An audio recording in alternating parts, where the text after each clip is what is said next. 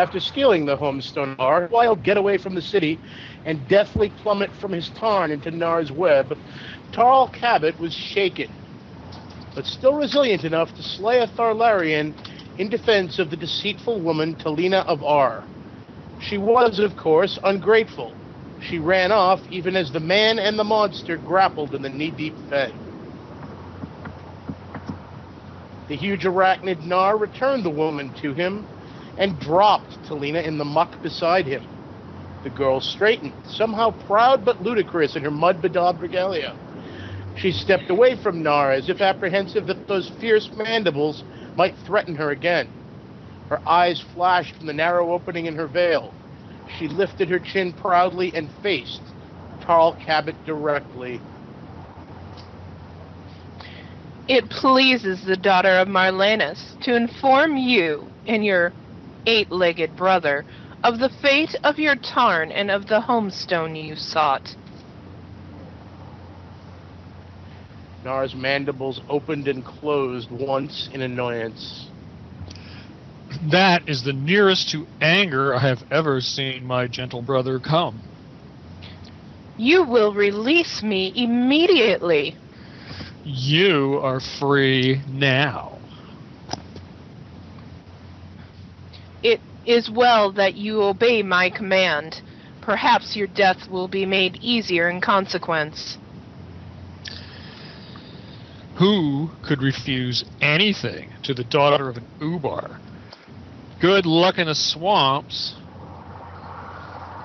Well, brother, shall we continue our journey? Not all humankind are as contemptuous of the spider people as that daughter of the Ubar. Indeed, brother. And surely he would have rather have had been a brother to that gentle, rational monster than many of the barbarians he had met on Gore.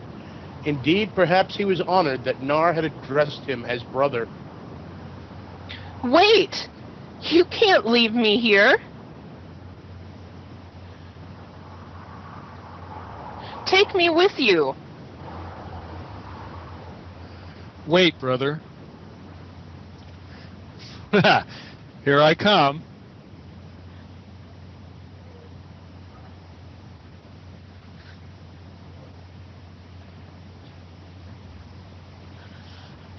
How dare you touch the daughter of the Ubar? I order you to protect me.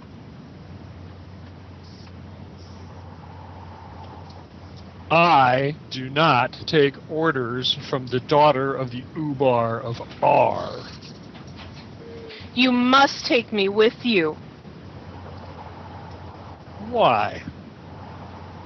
After all, according to the rude codes of Gore, he owed her nothing. Indeed, considering her attempt on his life, which had been foiled only by the fortuitous net of Nar's web, he would have been within his rights to slay her, abandoning her body to the water lizards.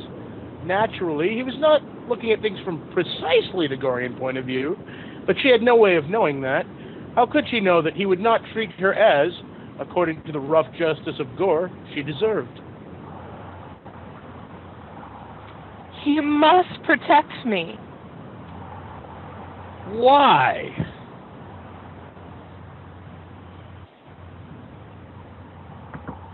Because I need your help. You need not have made me say that. Do you ask my favor?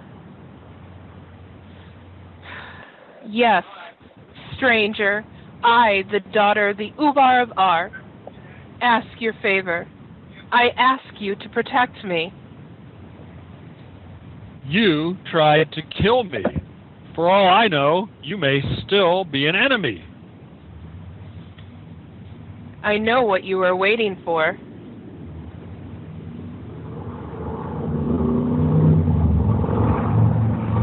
I submit myself.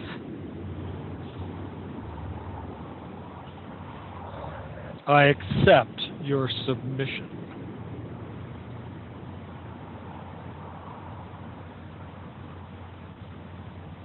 No reason to wait around. Thank you. Everybody get ready. After a journey of an on or so, Nar stopped and pointed ahead with one of his forelegs. About 3 or 4 pasongs distant through the thinning swamp trees, they could see the verdant meadows of Ars Sartarna land. I do not wish to approach nearer to the land. It is dangerous for the spider people.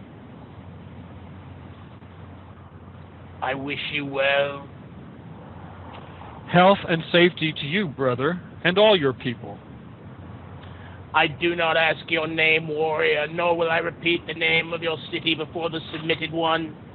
But I know that you and your city are respected by the spider people. Thank you. My city and I are honored. Beware the daughter of the Ubar. She has submitted herself.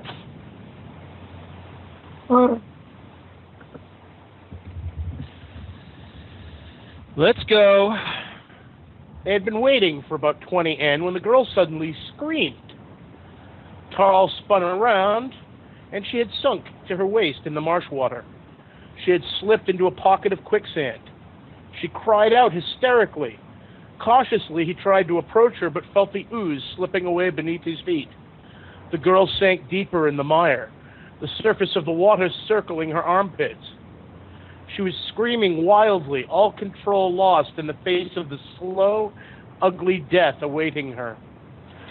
Don't struggle. Your veil. Unwind it. Throw it to me. Her hands tried to tear at the veil, but she was unable to unwind it. In her terror and in the moment of time left to her.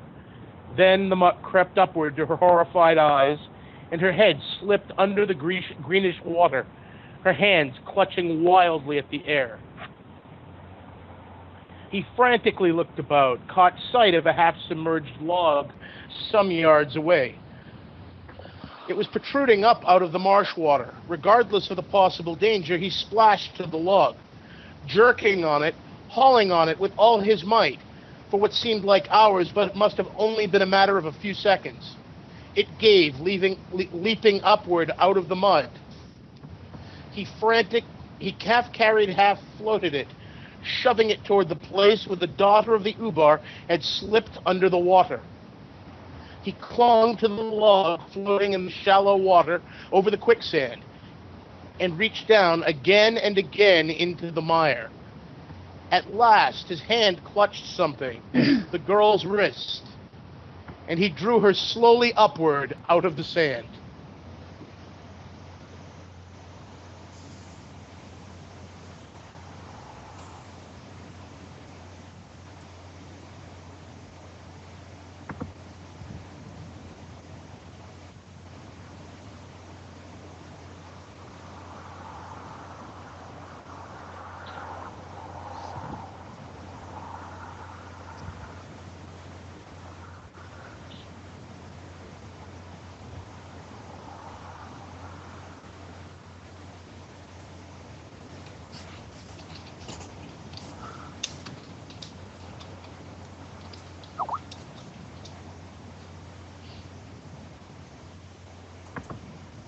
He set her down on a bed of green clover.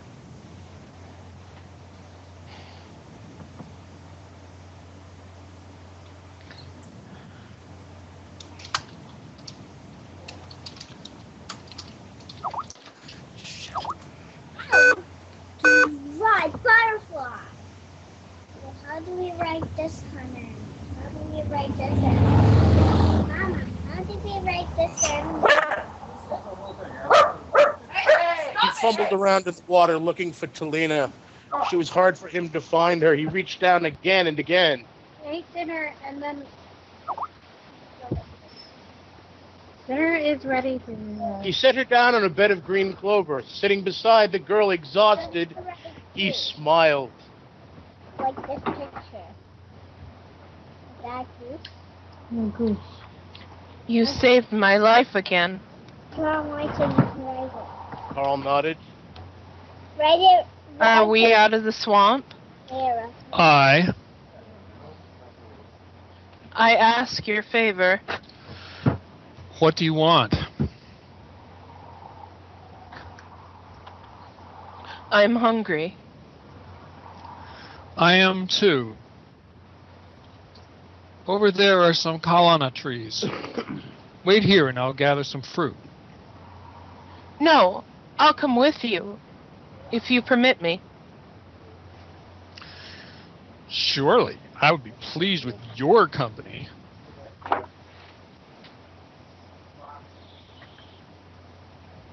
That were, part of the tiles.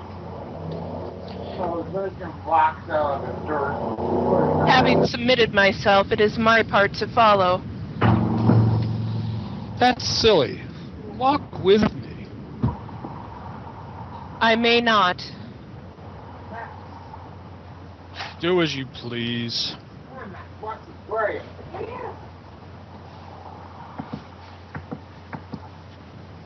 Something alerts him and he turned. You animal! You dirty, filthy, stinking, ungrateful animal! You submitted.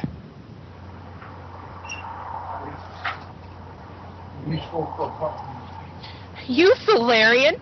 Do you think the daughter of the Ubar of Al Gore would submit to such as you? You submitted. Is this how you treat the daughter of an Ubar? I will show you how I treat the most treacherous wench on all Gore. With both hands, he wrenched the veil back from her face. Thrusting his hand, grabbed a fistful of heavy hair, and then, as if she were a common tavern girl or camp slut, he dragged the daughter of the Ubar of Al Gore to the shelter of the Kalana trees. Among the trees on the clover, he threw her to his feet.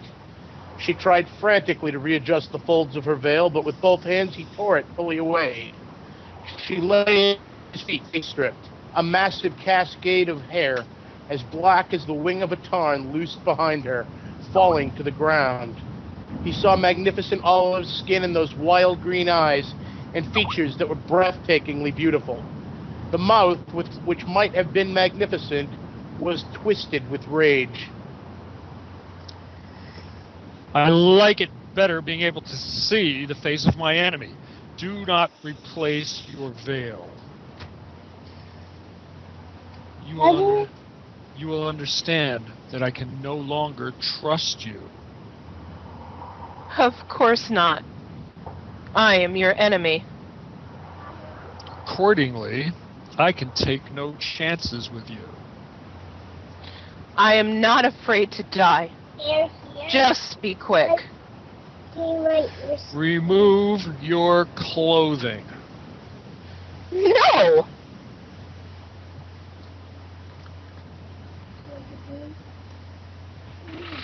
With all of my heart, warrior, the daughter of an Ubar, on her knees, begs your favor. Let it be only the blade, and quickly. He threw back his head and laughed. The daughter of the Ubar feared that he would force her to serve his pleasure, him a common soldier. But then, shamefacedly, he admitted to himself that he had, while dragging her to the trees, intended to take her, and that it had only been the sudden spell of her beauty which, paradoxically enough, had claimed his respect, forced him to recognize that selfishly he was about to injure or dominate what Nar would have referred to as a rational creature. He felt ashamed and resolved that he would do no harm to this girl, though she was as wicked and faithless as a Tharlarian. I do not intend to force you to serve my pleasure, nor do I intend to injure you.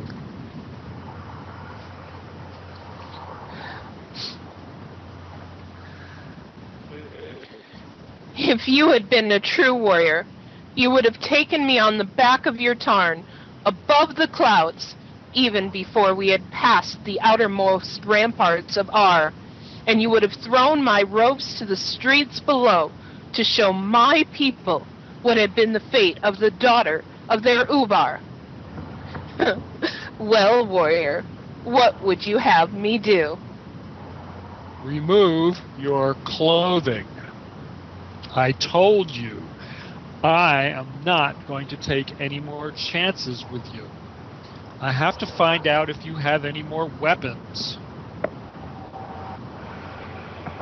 No man may look upon the daughter of the Ubar.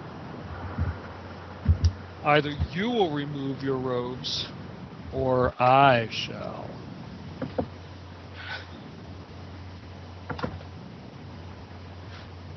Don't move. You're covered with a crossbow.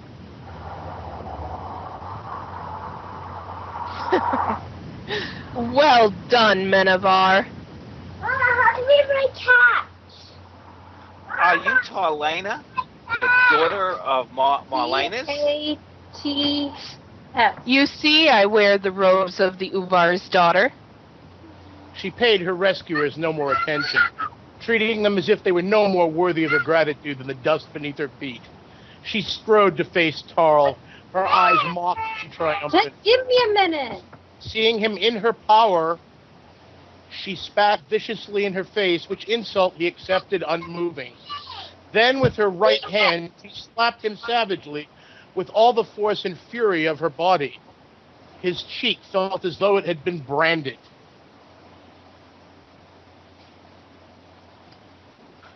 Are you Talena, the daughter of Marlanus?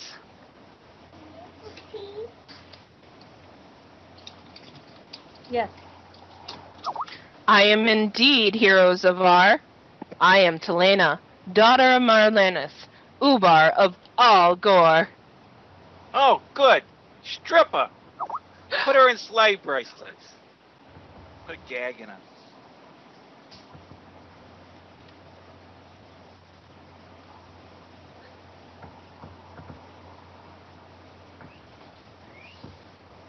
Thank you.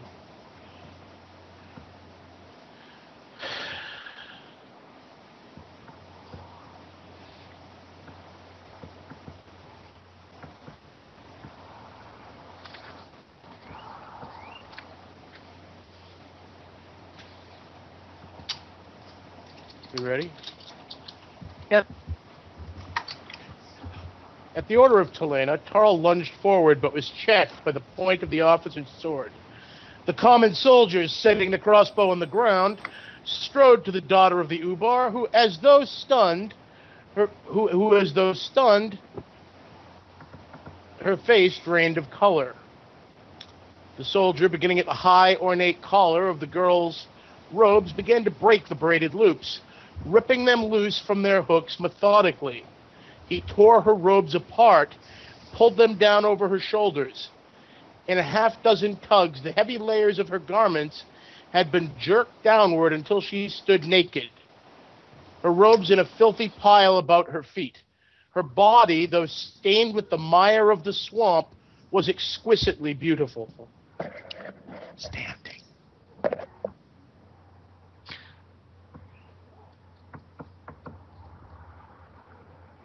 Why are you doing this?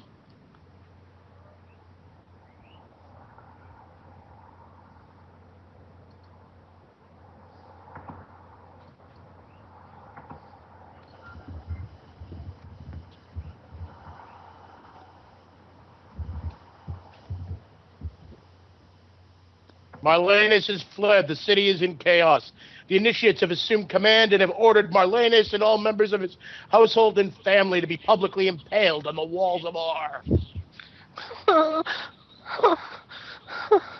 do we write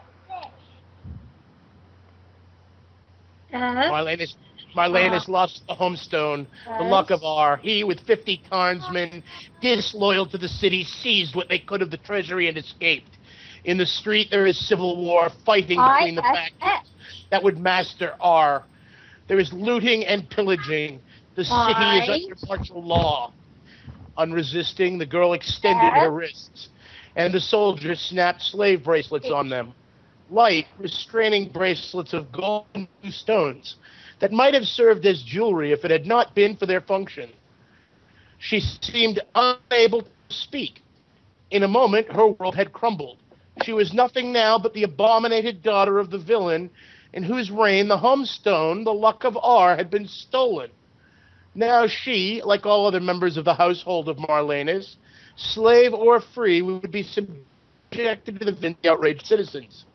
Citizens who had marched in processions of the Ubar in the days of his glory, carrying flasks of Kalana wine and sheaves of Sartana grain, singing his praises in the melodious litanies of Gore. I am the one who stole the homestone. We presumed so, finding you in the company of the offspring of Marlenus. Do not fear, though there are many in R who rejoice in your deed, your death will not be pleasant nor swift. Release the girl. She's done no harm. She did her best to save the homestone of your city. Oh? The initiates have pronounced their sentence. They have decreed a sacrifice to the priest kings to ask them to have mercy and return the homestone. Where is the homestone? I don't know. He tells the truth. The homestone was in the saddle pack of his tarn. The tarn escaped. The stone is gone. Flame it!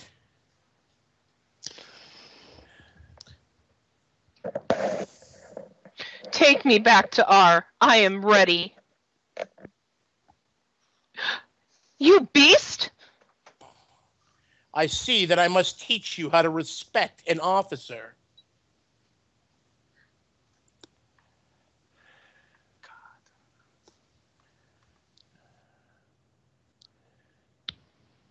Stripper.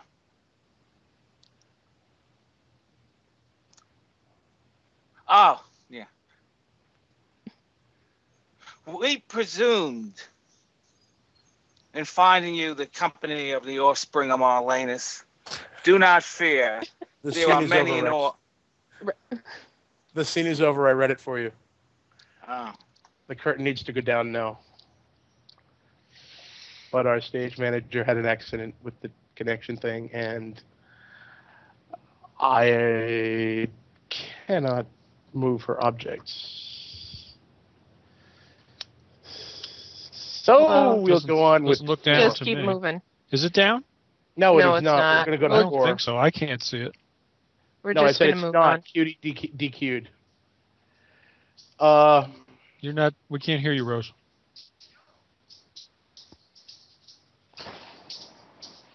Rose, Cutie disconnected. We have no curtain. We're going to scene 4 directly.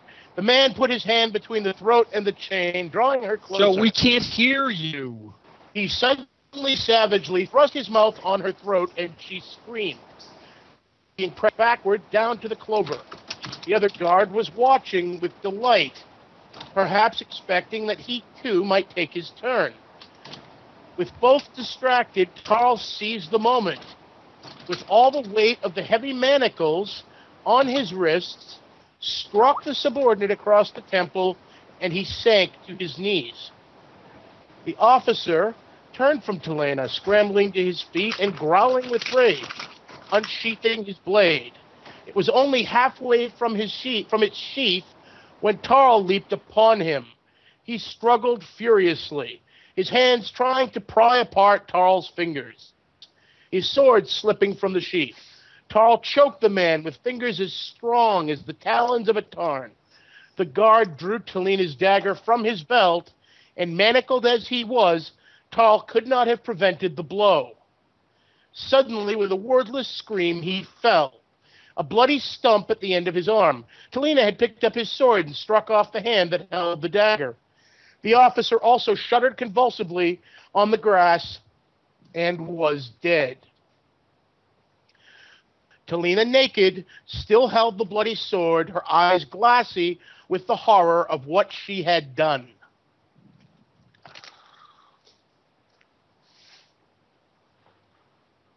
Is the curtain up or down? Up. It's up. Is it gone? It's gone. It's gone. Go ahead, Master. Go ahead.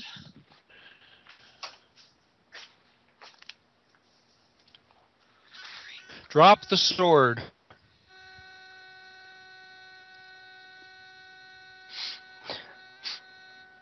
I ask your favor. Of course.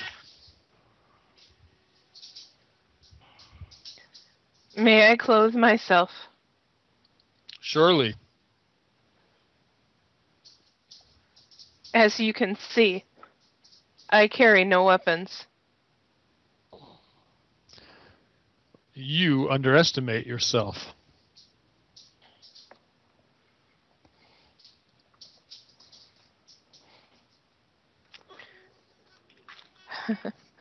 Thank you.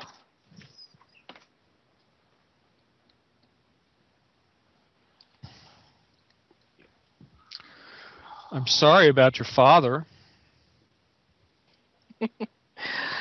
He was an Ubar of Ubars. The life of the Ubar is uncertain. He must have known it would happen sometime. Did he speak to you about it? Are you of Kor or not? I have not seen my father, except on the days of public festivals. High-caste daughters in Ar are raised in the walled gardens like flowers until some high-born suitor, preferably an Ubar or administrator, will pay the bride price set by their fathers. You mean you never knew your father? Is it different in your city, warrior? Yes. Primitive though it might be, the family is respected and maintained. He wondered if that might be due to the influence of his father, whose earth ways sometimes seemed at variance with the rude customs of Gore. I think I might like that. What is your city, warrior? Not Ar. May I ask your name? I am Tarl. Is that a use name? No, it is my true name. Talena is my true name. You are Tarl Cabot of Koroba, are you not? I knew it. How? That ring? It bears the crest of Cabot, administrator of Koroba, and you are the son Tarl, whom the warriors of Koroba were training in the arts of war. The spies of Ar are effective. More effective than the assassin of Ar. Pakur, Ar's master assassin, was dispatched to kill you, but failed clearly. Koroba is one of the few cities my father feared, because he realized it might someday be effective in organizing other cities against him. We of Ar thought they might be training you for this work, and so we decided to kill you. We never believed you would try for the homestone. How do you know all this? The women of the walled gardens know whatever happens on Gore. I instructed my slave girls to lie with soldiers, with merchants and builders, physicians and scribes. I found out a great deal. All that cool calculating exploitation of girls by the daughter of the Ubar merely to gain information? What if your slaves refused to do this for you? I would whip them.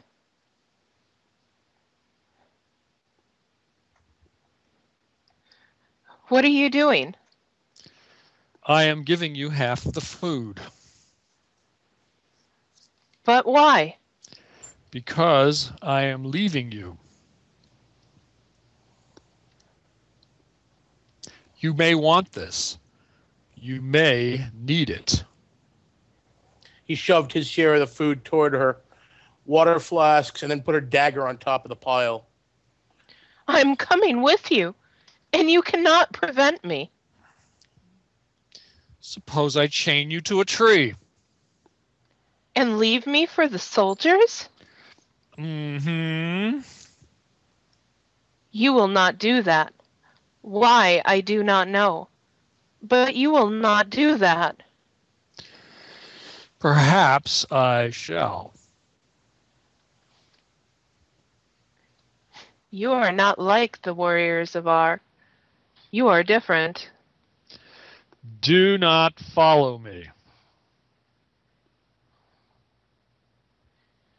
Alone I will be eaten by the animals, or found by the soldiers. At best, I would be picked up by the slavers, and sold in the streets of Brands. True enough. But how can I trust you? You can't, for I am of Ar, and must remain your enemy. Then it is in my best interest to abandon you. I can force you to take me. How? Like this.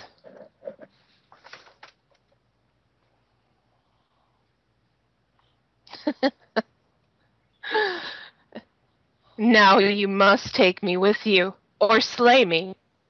And I know you cannot slay me. He cursed her, for she took unfair advantage of the warrior codes of Gore. What is the submission of Talena, the daughter of the Ubar, worth? Nothing. But you must accept it, or slay me. To Telena's indignation, he snapped the slave bracelets on her wrist, bound her, put her on a leading chain.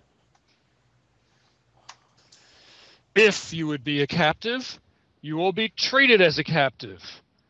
I accept your submission, and I intend to enforce it. Oh, yes.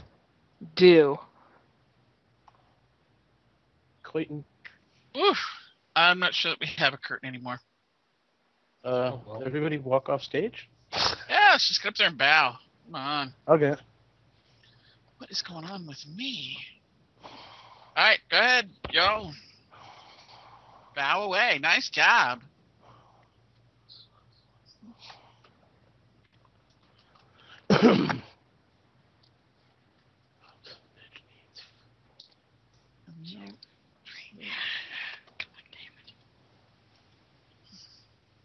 Ready. Oh, the icky spider. Oh my, oh my. I am completely lost somewhere. Well done, y'all. Well done. Ooh. I'm seeing bowing going on. Yay! Good job, guys. And nobody Thank said you, for Master. fuck's sake even once. It's not like nothing, and it's not as though nothing went wrong. Nothing went wrong. What are you talking about? This